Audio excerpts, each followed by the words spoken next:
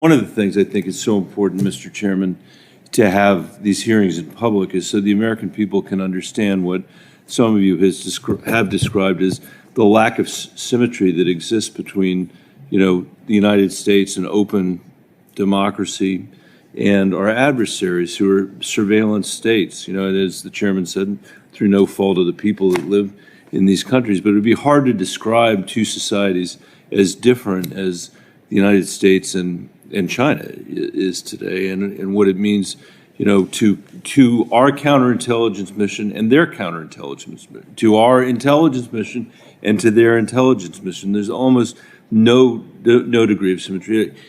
I'm going to not ask that, but if you want to comment on that, I'd be curious about what you think.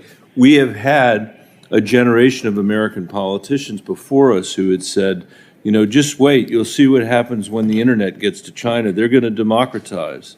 They're going to democratize.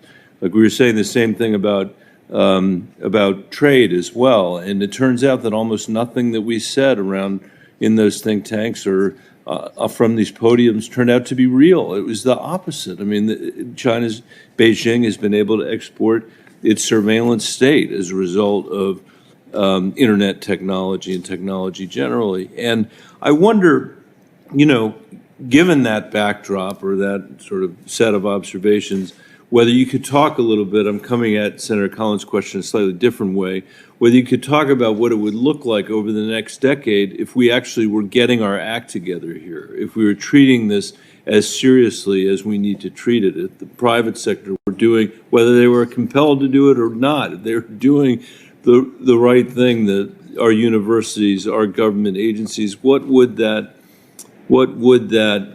universe look like? And Mr. Sheldon, maybe I'll start with you if you don't mind. If there are others that would like to comment, that would be great too. Thank you, Senator. I think that a serious mobilization to the scope of the threat that you've described entails, for the part of the private sector, a full and comprehensive understanding of what's at stake. And I think that from a response standpoint, that means having really robust internal security programs so that there's someone at every company, whether it's small or large, really meaningfully looking at risk. It could be risk of insiders. It should definitely be risk of cyber threats.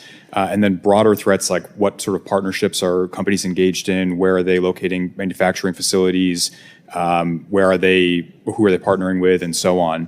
And it involves integrating continual guidance from government organizations that are using their sources and means to be able to inform how that threat will change over time. The threats do change because from time to time organizations in the government will actually flag, this is a new research priority for us, or this is a new development priority for us. And then later on, that will materialize as new intelligence tasking orders for state intelligence services. So it's important to have inputs from government organizations that are looking at that. It's important to have inputs from private sector and research organizations that are looking at it from their own vantage. Cybersecurity companies, for example, are on the front lines in terms of understanding different campaigns targeting specific sensitive technologies.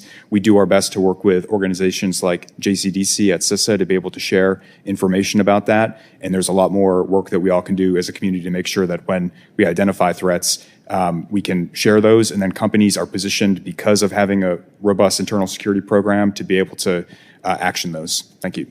I've got a minute left if somebody wants to take it, or I'll give it back to, yes. Senator Bennet, I think you bring up an interesting dilemma culturally for our nation. I think when you look at three things I could describe with your question. Culturally, we don't have an adversarial view of the Communist Party of China, which is like we have in Russia and Iran. We have a history, the Cold War and the Ayatollah and the hostage taking in 1979. We have that view. We don't have that from the Communist Party of China. Secondarily, we grew up in this great country where we have clear bifurcation between the government, the private sector, and the criminal element.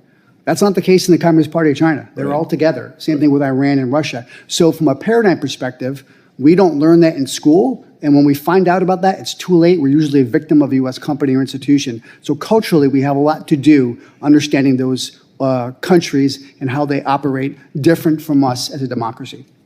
Thank you, Mr. Chairman, and I thank the senator from Oregon for your